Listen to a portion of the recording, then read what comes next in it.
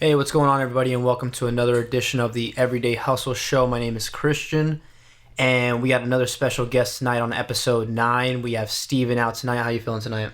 Pretty good so far. Yeah? And we got Drew, as always. How you feeling tonight? Blessed. Yo, blessed. I got my eyes closed and my hands placed together in the praying emoji type setting. You can't see that, but that's what's going on. That's what's happening. Awesome. Yeah, and we got, like I said, we got Steven tonight, so... Oh, we got Jesse here too, but he's all like, I'm not doing this. He's tired. I'm tired. But in his defense, he did work like a shit ton today. Like 14 hours or something. He's out here grinding. We see you, Jess. He's grinding. We see you, Jess. We appreciate your hard work. And now he's got to put up with us for like another hour or something like that. But Minimum 60 minutes. But yeah, we got like I said, we got Steven out tonight, and I'm excited, man. Just like when we had Mike out, I've known Steven for a little bit, and I've never really got the chance to sit down and kind of pick your brain. So I'm excited for tonight. Just to kind of get this started. If you could take us through your childhood, like what that was like. Well, pretty much. Early on, everything was good. The major events, if you would like really go through, is when I was 5 years old, my dad passed away of pancreatic cancer, and that really started the way how to really shape my life, and that traumatic event and how that continued to play out in my life. And then mom got remarried, everything was good again, and then it was my freshman year of high school, my stepdad got diagnosed with cancer. So then it was like, watching that battle, because that's what it was. Every day was a battle, for the next 3 years, and then he passed on my junior year of high school. Mm-hmm. So like those two major events really played a huge impact of how everything and how my vision of life and reality was at a young age. Mm. So, and I'm born and raised right here, Boynton Beach, Florida. So, Florida boy. There you go. And, suburbs, so childhood, it's kind of weird growing up down here because you have, growing up, you don't know much about money or any of that. And you're thrown down here in South Florida, and I had friends that had nothing, and then I had friends that, lived on the ocean. Mm. And then it's like, growing up, you just don't know any difference. You're ignorant. And so seeing how that all played out, like now I know what it was. Back then, I was just ignorant, I just knew some kids. You're just having fun. Yeah, it's just whatever happened. Right. Yeah. Yeah, that's tough, man. That's, I've never had to deal with any, thankfully any serious, my grandparents, both my grandpas passed away early on, but I never on my mom's side I knew him like a little bit, but not like that close. So I haven't had to go through that yet, so that's got to be tough. I can't imagine having to deal with that at a young age. But and so your mom ended up remarrying after that, or no? Yeah, now she's been single now for a long time. I try to get her to get out there. It's like, yo, you're older in life, go have fun. Yeah, right. Do something. Go travel, go do something. But she's tough, stuck in her ways. Right. And she likes to be home. Yeah. Doing her thing. But luckily, since all my family's down here too. Right. Aunts, uncles, cousins, grandparents, just about everybody's here. Mm-hmm. And so she keeps busy with everybody. Yeah, no, it does have to be tough, but and then so just to kind of keep chronologically going on, in high school did you have any side hustles that you had going on in high school? Anything major that you can think of? My first job was Subway, dude. Okay, that was my first job, and you ate fresh. Dude, I was a sandwich artiste. Yes. Ooh, you were a sandwich engineer. Yes. Yep. I worked there for 2 weeks. It was the hardest job I've ever worked, I think, to this day, because of how much grunt work goes in for no money. Yeah. For $0. Yeah. You were a sandwich engineer. I was a pizza architect, for many, many years. Yes. Fine dough, cheese, connoisseur of my art. That's it. And then, of course, in high school, everybody thinks they can make money, trying to be their local kingpin, so I tried that. It really didn't work out. You were selling drugs? Yeah. And What kind of drugs? Mainly, you know Nico. It's me and Nico selling mushrooms. That was the thing. Hustling on mushrooms. That's where we made money. Yeah. Yeah. Didn't last long either, but Made money. made money. Felt cool. Did you And eat yeah. a lot of mushrooms too? Nah, dude, I freaked out every time I ate. It never really I went mean, yeah, to you plan. can't. You're not supposed to get high in your own supply anyway, right? I freaked the fuck out every time. But yeah, I mean, I remember me and Nico would have all kinds of side hustles. He was always, his dad owned a landscaping company, so he had access to all kinds of stuff. So anytime a hurricane would come through, me and him will be out there, throwing up hurricane shutters, hustling the neighborhoods for money. Yeah, that's closing that is good accordions, pressure cleaning, you name it, we were doing it. Yeah. Nah, that's solid money. It's tough sometimes though, like the higher up ones, like the second story. Oh, those were third the story. hard ones, especially back then. If you didn't have the aluminum ones, you had the steel ones. That's a bear. Ryan put me on with one of his neighbors, like me and Dennis, like 2 years ago. And when the storm came around, this past summer, she kept calling me, and I felt so bad that I ignored her. But like I was kind of in panic mode myself, and like serious, she lives like 45 minutes away. So I just want to put it out there, just say I'm sorry. If you're listening, I don't know if she's listening or out not. there. I don't know if she's listening or not. Maybe Ryan will listen to this, and maybe he could relay the message. But I dodged her. I'm just being honest. And her windows were broken out this year, and it's just not good. Yeah. Nah, she probably was fine, but Yeah, she's fine. Everyone's fine. yeah, no, it's just pretty much like figuring out different ways to make money and stuff like that, and that's always kind of like interesting for us. Obviously, that's kind of like what this podcast is about, is kind of figuring out different ways to not necessarily make money, but just improve your way of life and stuff like that. And I'm excited to kind of get to where you're at now, but just to, again, try to keep on the same path that we're on. So after high school, what was that like? Pretty much I started going to FAU, and when I was there, I got a job at a tanning salon in Boca Raton. And Copper tan? No, it was called Tan Escape. Tan Escape. That sounds fucking tropical, It was, dude. it's kind of like a day spa / tanning salon. That was a solid gig for a while, because it was just, because you'd be hustling these people these tanning packages, and I knew I was getting a cut. I remember the biggest one I sold, I was pretty stoked about, was I sold a annual membership for spray tans. Ooh. And she would like custom, like spray. How much with was a gun. that? It was like a paint gun, She's just spraying spray tan. I'm from Jersey, bro. We know about all kinds of tan. Just checking. How much is an annual membership to spray tan? I don't know. It was like over $1,000. So you graduated. I was pretty stoked. Wow. You graduated high school and you went right to FAU. Yeah. Graduated high school, summer, it was like right into FAU. I didn't get good grades, so I had like the minimum to get into FAU. Same thing with me. I actually had to do a summer, like Jesse and I went to the same college, actually. I had to do a summer semester in the college to prove to them that I can get above a 2.0, and I got a 2.2. That's what I did. And I'm still speechless about the whole experience. Someone was asking me about education, and we always talk about education. I love the topic, and I was in the doctor's office, in the eye doctor this week, and she was like, you're still young, you can go back to school. And I was like, why would I ever go back to school? Because she was telling me about all these student loans she has and about all this stuff. And I'm like, why would I ever do that? I would never, right now, where I'm at in this point in time, like, I don't think that I would ever, continue my education, because I personally don't feel like I need to for what I want to do. But so how long were you in FAU? Oh, it didn't last long. It was like that year. I did summer that year, and then that was it. It got dark real quick. Yeah. What do you mean? Real dark. Well, just alcohol, it was like, and partying, and not going to class. It was literally, there was all these kids from all over the country. And you're just in your backyard. I'm in my backyard. This is my playground, and they're all looking for stuff. Right. And I just so happen to know where to get it. You were the plug. So I was just the middleman. I wasn't even the plug. I would just be like, yo, you need so-and-so. I'll hook you all up, blah, blah, blah. Let me get some of this. Because I didn't want to get my hands dirty ever. That was my big thing. I just didn't want to get my hands dirty. If I could play on the side, I'd be all right. Get some, I take care of mine. Little hustle, I'm not trying to be kingpin. No more, yeah. But of course, it never works out, And the cops ended up in our room, and my roommate went to jail by the end of the year. So, it was all right. Yeah. It was all right.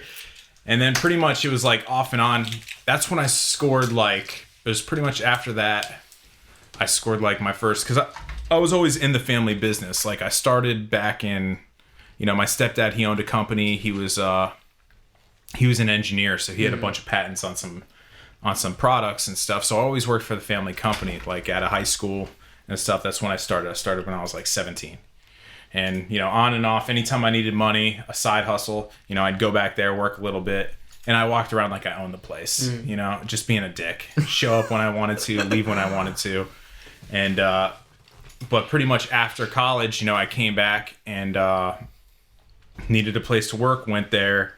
What business was this? This is, we did ultrasonic humidification. Ooh, I don't know what that is. But Yeah, pretty much we just did humidifiers for anywhere where they need humidity. Fruit ripening rooms, data centers. That was a big thing. This isn't the company that... This is the company that you just left? I left this, like 6 months ago. Yeah. Okay. Yeah, we'll get to that. Okay, so after FAU, started working for the company business. Yeah, I worked from there, and then I actually stopped working there, and I got a job at the golf course. That same one that Maddie worked at. Yeah, Atlantis. That was a spot, dude. Yeah. I was getting high back episode then. 3. If you guys haven't listened to that, yeah, I was getting high back then. Scroll back into the available episodes. The episode with Matt had some awesome stuff in it, and it was, dude, it was the perfect job, dude. Yeah. It was sick because not only could you make money just showing up to work, but you could make money after work. You could go to somebody's house and plant a tree, pressure clean a house, whatever it was. But obviously, one season ended and they didn't ask me to come back. And got the hint. Dude, I never showed. Sundays was one of my shifts, and I never showed up. It was like a real hit or miss if I was showing up on a Sunday. Yeah. But that'll probably get you fired. Yeah. So. Because it's seasonal, but luckily I got a job hustling pizzas at Massimo's, or not Massimo's, Sal's. Ooh, that place over there, and dude, it was the worst. It was really the worst. And you were doing this while you were still working for the company, for the family business? No, I would just take breaks. So sporadic, in and out, in and out. Whenever worked for me, is really what I would be getting into, and kind of taking advantage of the flexibility with the family business. I mean, I can identify if there's waves that day, I wasn't showing up to work at the family business, So, yeah, got a job doing that. And pretty much I ran that out until it just so happened the golf course, they were looking for somebody again, called me back to see if I was interested. And that's where it took off again. And I was working there for a while, and until eventually, every year they would they'd have elections. So a new president would come in, and they'd want to leave their mark on the place. So everything would change. Yeah. They'd want you to stand out in this gazebo out here and, wait here. Have your shirt tucked in a certain way. Wear this kind of shirt. Act like this. I just couldn't deal with it. Yeah. So I was like, I'm out. And I was actually chasing money. All my friends were working at Dish Network. And I went, I applied, wore the suit, showed up for the interview. The dude liked me just because I wore a suit. The interviews were literally 10 seconds. He goes, you have 10 seconds to impress me. What do you got? What'd you do? And I was like, I know Dennis. I know Dennis, Dennis, episode 2. Yeah. If you haven't heard episode 2, go back and click on the available episodes. Listen to the episode with Dennis. Went through a lot of good content. Dennis has owned a couple of businesses, and we talked about a lot of good stuff. Get it. Yeah, so I was like, I know Dennis, and they're like, all right, you're hired. So I was like, sick. Went to the golf course, was like, look, put my 2 weeks notice in. It was right before season. And so I put my 2 weeks notice in, and then literally my last day of work was a Friday. I show up to work on Friday, and I get a phone call from Dish Network, and they're like, we're on a hiring freeze. Oh. So I was like, what does that even mean? They're like, well, you're hired, but you can't work yet. And I was like, well, when can I work? And they're like, well, we don't know. So sure enough, summertime's slow over there. So that's when the family business kicked back in, and I was already doing hours in the summer. So I just decided, you know what, I'm going to go full time family biz. Let's see what happens. And when I started there, I started doing what everybody didn't want to do, And it was like wiring harness. You just sit there and like strip wire all day, putting connectors on. It's like the boringest of the boring all day. And slowly but surely, like I worked my way up from doing that to like assembling the humidifiers. Okay. And then from assembling the humidifiers, I went to like, putting together electrical control panels. And then before you know it, slowly but surely I worked my way up to where, I had a business card with my name on it, my own email address, and the company credit card, and they'd send me all over the country for like startups and stuff. Wow. So anytime, we were turning on some new equipment somewhere, I was there. And it was cool because it was like, you'd go to like places where, they'd want your social security card. They're like, oh, we need your social, we need your driver's license. And you just show up and you don't know what you're showing up to or where you're even going, some military base in the middle of, Alabama or, wherever it was. You just show up and see all kinds of weird stuff. And it was really cool. And, during that time period, I started seeing like, what I wanted to do, like what was even capable. I started watching my friends, buying houses and, getting cars, doing this. And, I was like, you know what? I'm going to buy my own car. And I bought my Civic. Bought that white Civic, my money, my name, mine, first time, all mine, and brand new off the lot, got screwed, What, on the interest rate? Just all of it. The interest rate, they sold me the extended warranty package, the whole nine. That thing never broke once, $2,000 right down the drain, but, and that's where it started, man. And, watch people buy houses. And I didn't know if I could even buy a house. So I just, just showing up, doing the process. Like one of my biggest things through life is you just show up expecting something to happen. Not expecting something to happen. You just show up, whatever happens. Just show up. And, and that was it. So I just showed up and like all this stuff started happening. And, I hear you guys talk about like, what's your definition of success and stuff like that. Like, when I was over there, I would ask myself, if this is as good as it got, would I be okay? If this is as good as it got. And it got to a point where I said I was okay with that. Like, if this is as good as it got, if this is the amount of money I made, and this is a position I'm in, I'm okay with that. And that's bad. For me, that's a bad position to be in, like to just settle for what is instead of what could be. And what really inspired that was the people like I surround myself with that took the risk, that did different things, that played outside their comfort zone, that really were swinging for the fences, and it was paying off. Right.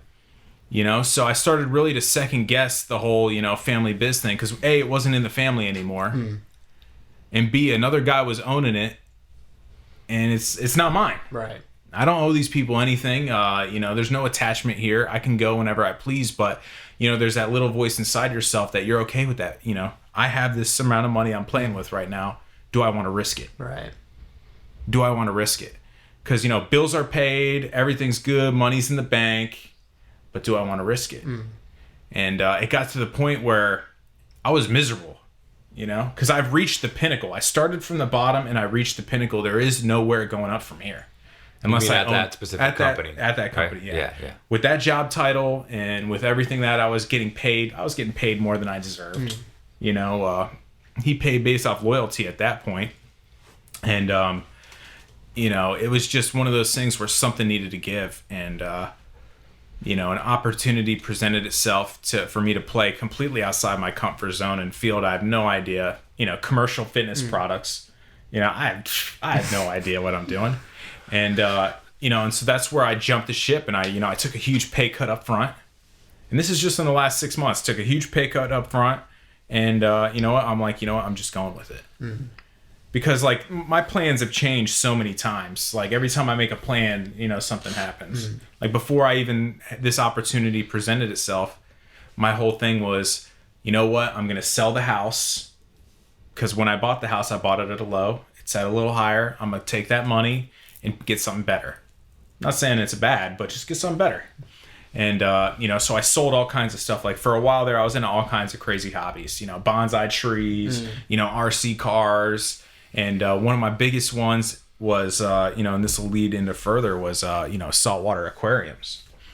And like that was like my passion. I would hit all the local frag swaps, set up a little table, booth, sell frags, have people come over the house, sell them out the house, peddle my little corals, that I'm growing in my tank, and make a couple grand here or there. You've hooked me up with a couple frags. Yeah, a couple frags here and there, Frag me off. Yeah. And so I gave up that whole hobby and my whole, like, what I like to do for the dream of I'm selling the house, collecting money, going elsewhere. I'll do it again. And, well, that didn't happen. The job presented itself. I took the leap of faith and just went with the job. And I'm just going with the flow, And so now this job that I'm in, it's different, man. I've never had this much freedom in my life. They put me in charge of a territory, and they're like, "Go." And I'm like, "Go where?" Yeah. Where do you want me to go? Is there like, an office, or where do I go? Like, is there somebody I'm supposed to call? Like, how does this work? So who's my manager? Yeah, that's kind of how it is. And there is, I don't report. We have a meeting a month. Like that's who I report to, and it's kind of a weird thing. So like I'm kind of trying to figure out how to navigate through this. With trying to set up goals for the day, or like a list of people I got to call for the day, or certain things, because I mean that's how most sales jobs are structured. Is that they're structured in a way that's like you have your own little business almost. That's pretty right. much So no one's going to push you to go out and sell or make appointments. You have to push yourself to do that. And when I started sales, that was something that I learned, and I also had the ability to teach other people that is that like it's like your own little lottery ticket, it's like your own little business, but sometimes people outgrow the mentality of selling for someone else too. So you'll probably get to that point, not to put the the cart before the horse. I know that the job is new, and I know that you made a big leap by taking the new job, and that's why I wanted to get you on the show and pick your brain about, kind of what went through your head, when you were making that transition. Cause I know, transitions for anyone, especially cause you were in that job. Okay. So in and out for a while, but the longest stretch was recently, and that was like over 6 years, right? Yeah. 6 years, it's probably more like, it's probably more like, 7 years probably. Right. So like 7 years, that's your life. Like you're at home and you're at work, those are the two places you're at the most. So when you take that leap to, go to a different job, that's big stuff, and, what was your thought process like? I mean, did you find the job first, or did you find the new job first, or did you, decide that you were going to leave first and then go find the job? Like what was the order of how it happened? Yeah, like this year I've decided that like this is the year I'm leaving. How it happened, like when it happened, I was doing everything from from LinkedIn to Indeed.com, throwing my resume out there to see what would stick. And you'd get like people, recruiters calling you to do the little phone interview and stuff, and it was discouraging because I had these small set of skills in such a niche industry.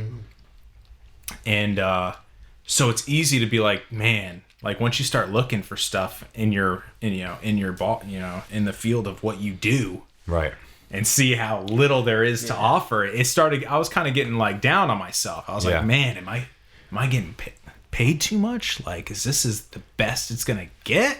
I feel like society and like careers and jobs and all that stuff has kind of changed over time, and it's like, usually it was like you have a traditional resume. If you're going for a job in a brewery, they want to see a resume with all your brewery experience, right?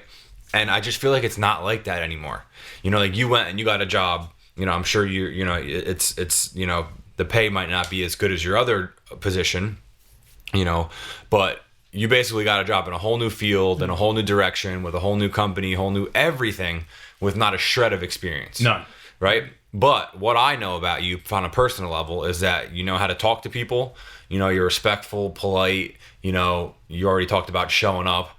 and that's really all that like an employer wants, and I'm sure that there's people who are always, asking about like, how can I get this job? And they limit them. I limited myself for the longest time based upon my skill set and, I have a record. I have all this, I have 10 to 15 reasons why I won't get the job. Right. And I have maybe 1 or 2 reasons why I might get the job. It wasn't until I switched those things around, and came up with a list of reasons why somebody would want to hire me, and the traditional resume is almost irrelevant nowadays. Yeah, I mean, most of it is they saw I worked at a company, getting W-2s back from 2007. Right.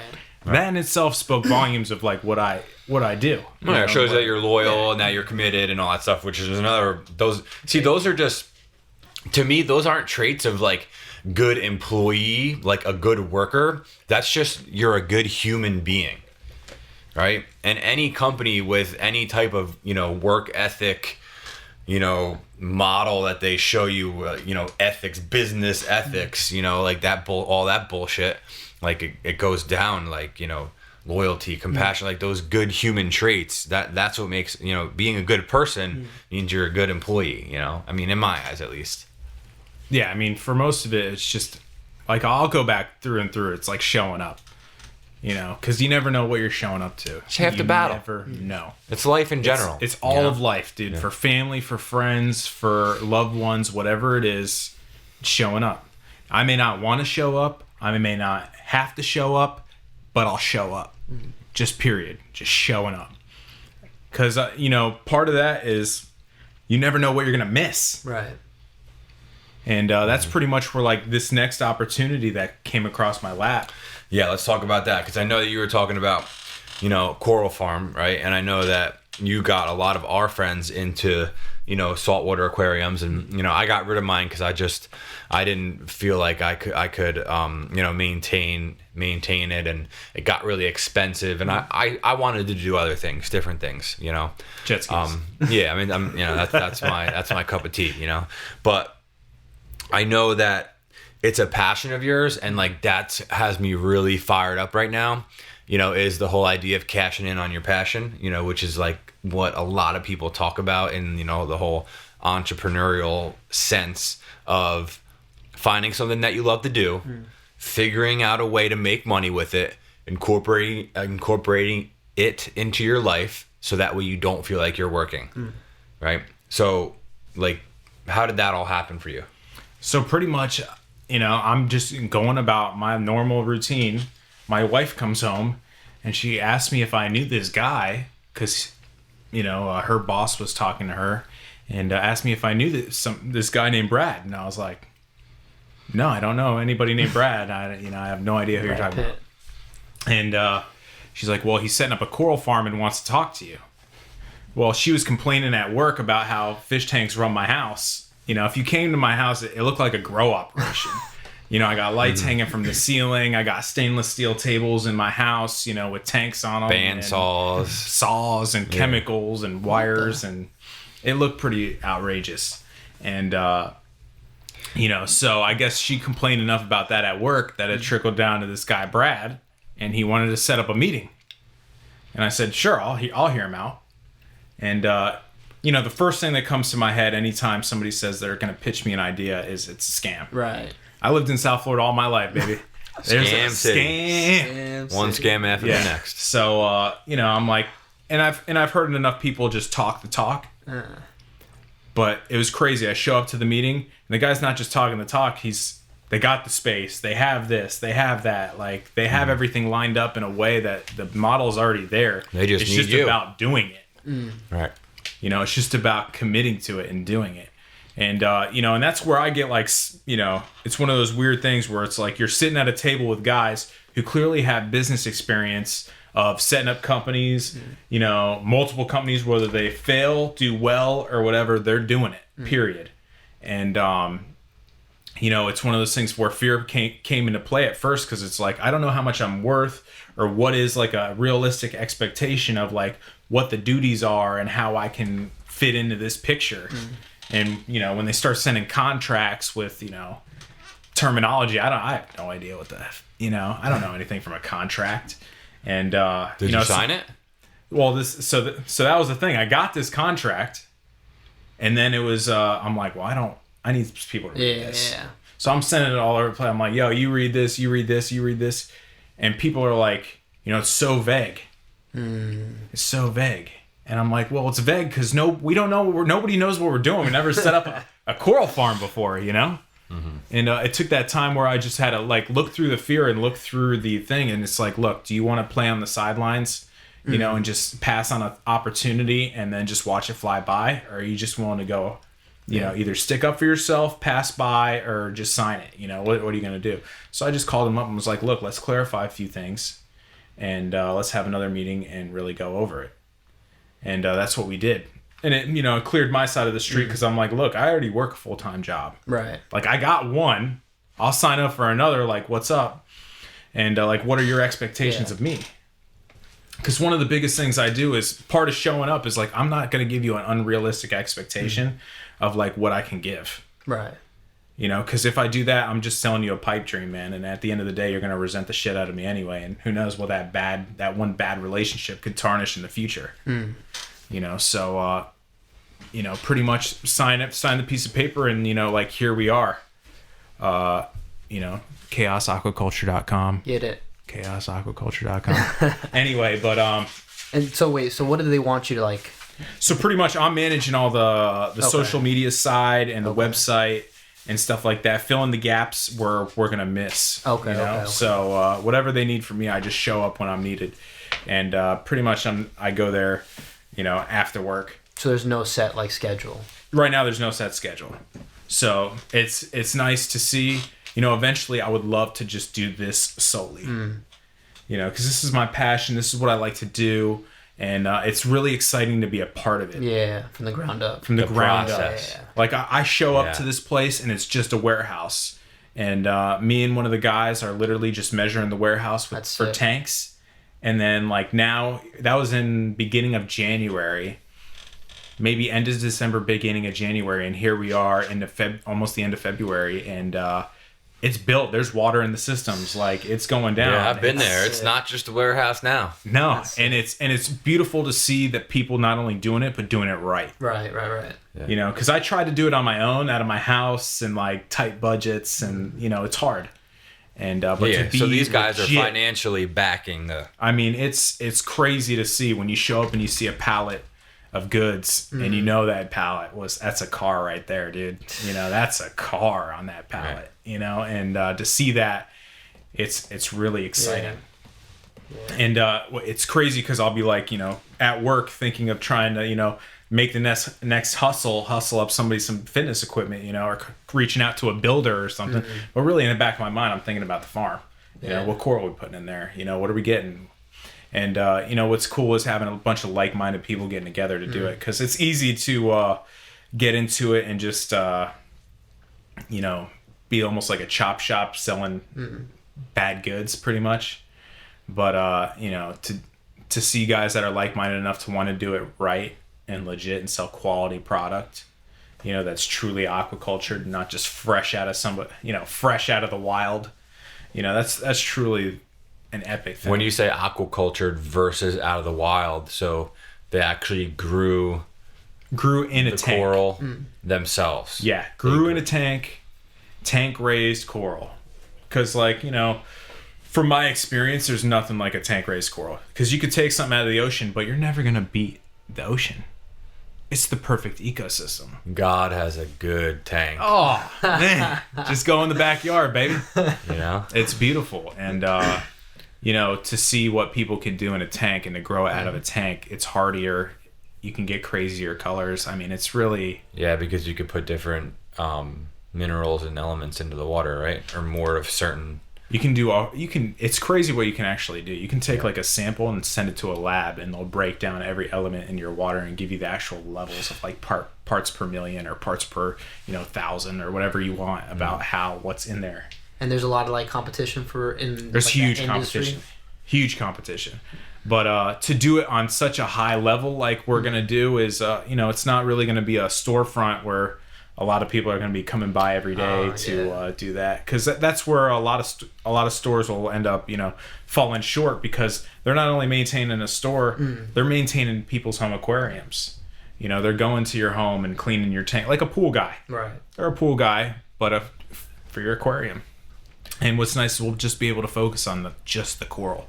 So the ultimate goal, focus on the coral, and you won't have a storefront, so most of your stuff will be online, shipped to your door. But I'm sure you guys are going to have like local guys who appointment come only, through. yeah. Mm-hmm. Right. Eventually, like once we get set up, I want to try. And just in case any of the listeners want to know about the coral farm, I mean, where can they find you? Wellington, Florida, baby. Wellington. Okay. You guys on Google Maps and all that yet, or? Yeah. Okay. ChaosAquaculture.com. Yeah, get it. Social, Facebook, we're out there. Chaos Aquaculture. Instagram, Twitter, we're out there. It's all chaos. What is it? Chaos Aquaculture. Aquaculture. Okay. Yeah, I'm sure we'll put in the footnotes too of this podcast, so people can after they listen to it, they can check it out. But no, that's like, you brought up a lot of good points, man. Like you were saying earlier, like all the fact that while you're coming up and just showing up, but you also had the opportunity, or like I guess the benefit of having people around you that were doing stuff. How important do you think that is for you? Like having that. People around me are like one of the biggest things, because I always say you are who you hang out with. Like you will forever be who you hang out with. If you hang out with a bunch of losers that just talk and don't do anything, you're just going to talk and not do anything. Right. I'm lucky and fortunate enough to be around the guys that are not just talking, they're doing. Right. And they're searching and they're looking and, they're showing up. Yeah. Regardless of what the risk is, it's, you got to take the risk, man. Because I'll take the risk. Whether I get burned, whether it does great, whatever happens, I took the risk. Seems like you're taking a lot of risks in the past 6 months. And I really like it. It's crazy. I've made the least amount of money I've made in a really, really long time. It's like I'm making just enough to pay my bills, Other than that, that's it, And it's crazy to be in that position. But honestly, with the amount of freedom I have and with the amount of opportunity that it's brought me, I'll take it. Yeah. Just that you don't know what could happen. Anything could happen. Yeah. I mean, even with, from the coral thing to the gym thing, like a deal fell into my lap. It's like a $200,000 deal. And I've been shitting. And the lady doesn't live in South Florida. She lives in Austin, Texas. The company's based at Austin, Texas. So I'm trying to deal with this lady in Austin, Texas for a deal that's happening here. And it's hard, man. Yeah. To try and, how am I going to sell you something for $200,000 and you can't even see it? Okay. You'll probably get to a point where that's easier. And actually it has. Because what it forced me to do. It's like you'll never see that lady again. You probably will never meet her in person. Well, I did. You did? I did. Okay, so pretty much this is how it goes. I'll give you a little backstory. This deal started in November when I originally started with the company. And she's had me do some wild stuff. Answer these crazy questions, fill out these contracts and paperwork and stuff I have no idea. I've never done this before, So I'm like, all this stuff. And, time goes on. She disappears. She'll come back. She disappears. She comes back. And I had to, like, reach out to a rep in Texas to be like, hey, can you show her the equipment? Oh, okay. Can you help me out? And it was even... finally she did. And finally I met her last week for the first time after all this time. And to shake hands with somebody and finally be able to try and right seal the deal. Man. Because that'd be a good payday for you, probably. I called her 3 times this week. No answer? No answer, dude. What's her first name? Monica, if you're out there. Monica, if you're listening, please dial Steven. Hit him up. That's great. I think that the taking risks in life is like so important, and it's always one thing when you talk about it, but when you actually do it and you kind of get through the point of the fear of making the decision and get through the other end, that's a great feeling.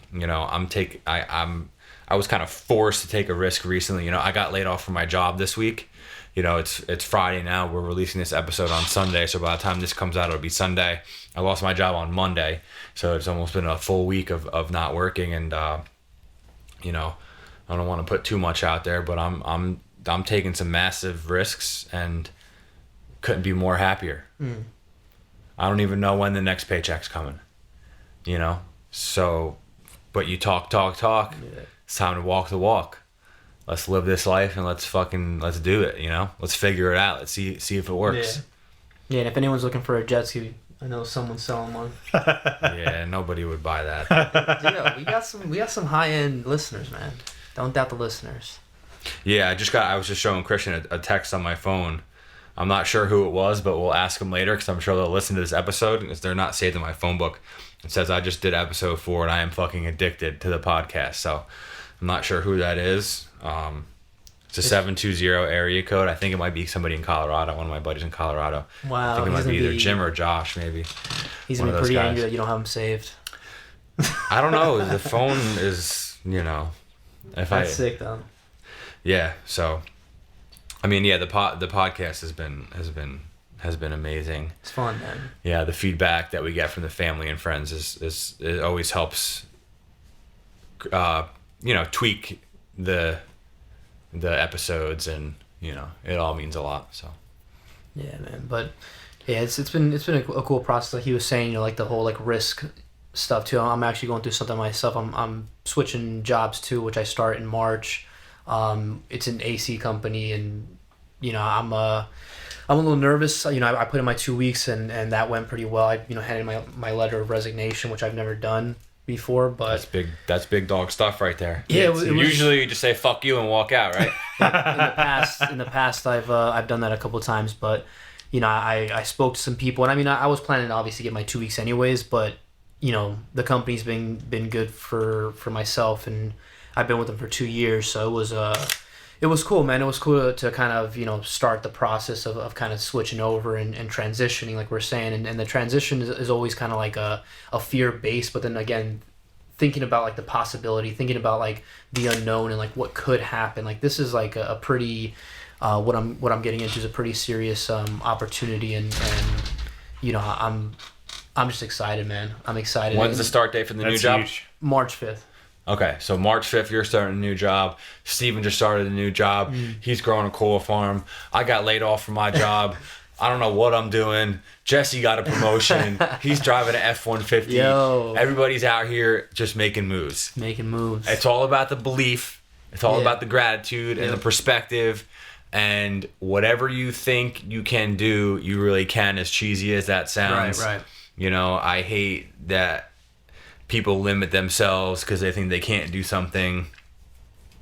I mean, anything is possible. Yeah. And like I'm just like a firm believer now, and just saying something out loud. Right. Like I know you've been doing the affirmations and that type of stuff, and that's on a whole nother level. But everything that I've been saying out loud, whether it's on the podcast or whether it's talking about it, like I even made jokes the past few episodes about like my job and all this shit. And like I went in one day and they were like, sorry, like we're gonna have to let you go, and they were doing for me what I couldn't do for myself. Right. And it's it's one of those things where if you say something enough, it's just gonna fucking happen. So I'm to the point now in my life where I'm like, I'm gonna be successful. Right. I'm gonna be successful, and to me, that's doing my own thing. I don't want to have to report to anyone. I want to be responsible. Like I don't ever want to have to be in the position that I was in on Monday to walk into to my job and say, I'm sorry, you don't work here anymore. Right. The only person I want to fire me is a potential client because we have a disagreement in a product or a service, and then I could just go on to the next fucking person, so on and so forth. Yeah, you don't want to report to anyone besides Jen. You gotta report. Well, she's the boss. She's the boss. So the boss. She's above the boss. She's the CEO. Yeah, no, that's it. It's a lot, man, and like I said, Steven, I'm glad to have you out here, and so where are you at right now? Like just in terms of I guess progression with the company. With which one? The coral. Oh, the coral. So pretty much right now we're in the cycling process.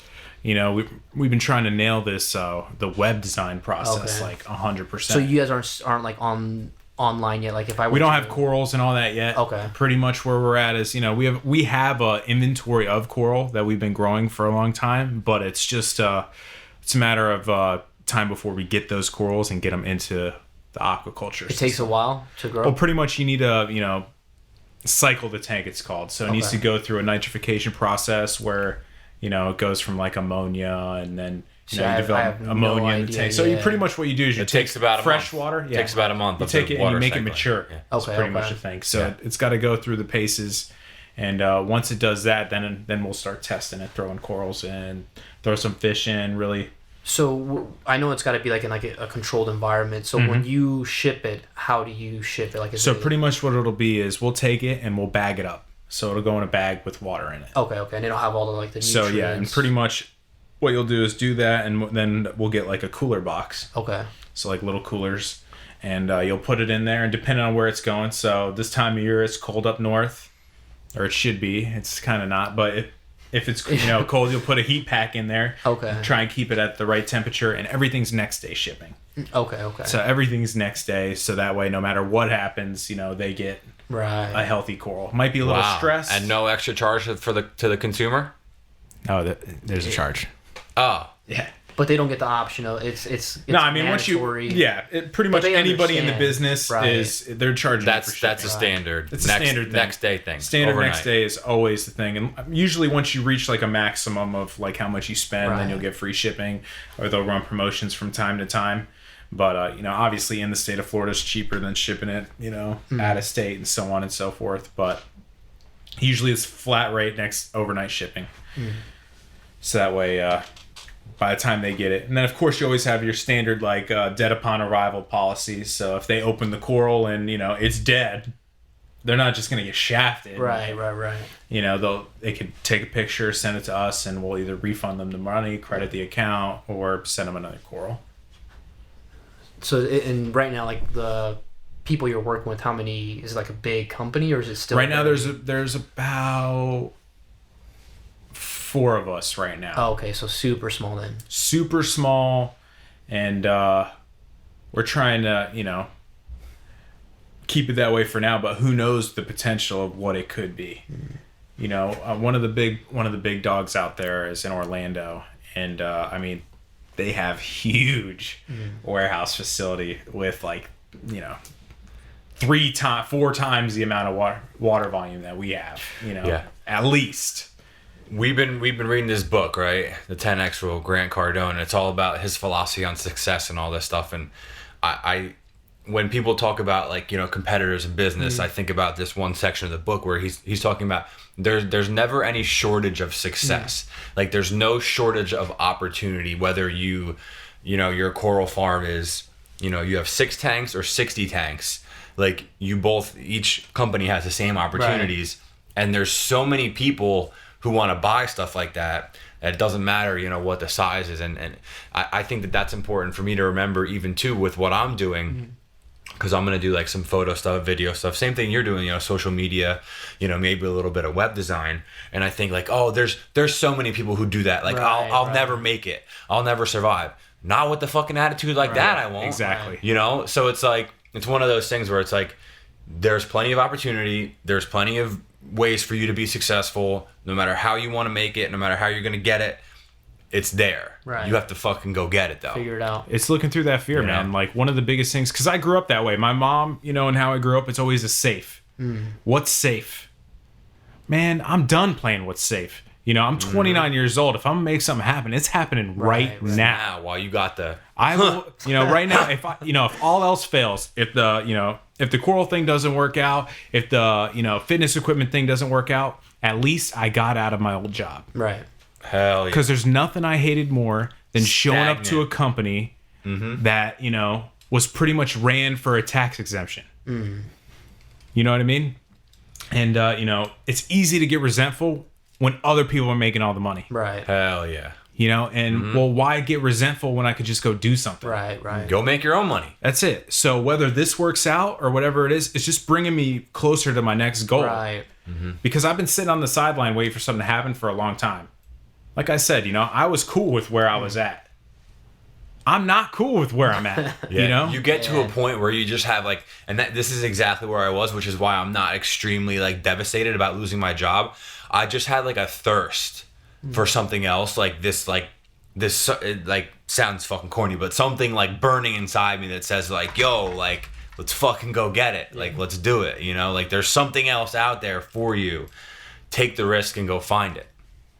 That's it, man. Because you get one life to live. Right. When I look back, there's a poem. It's called The Dash. I don't know if you've ever heard of it. Mm-mm. It's called The Dash.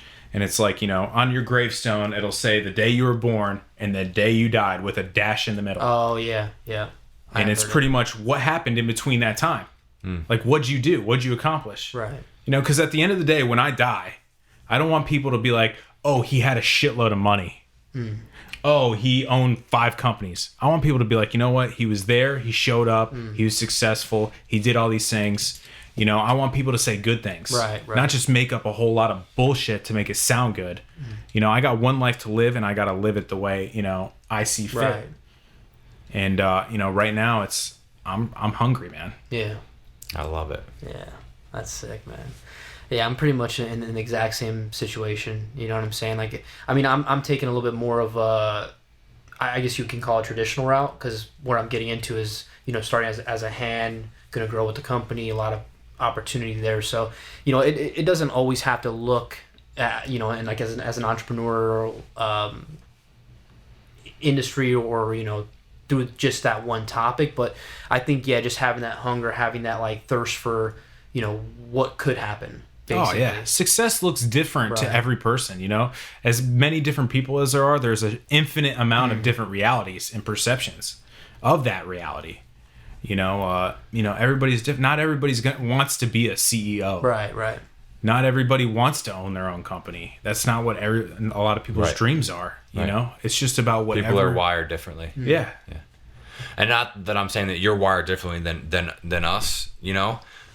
And I understand what you're saying about you're taking the more traditional route.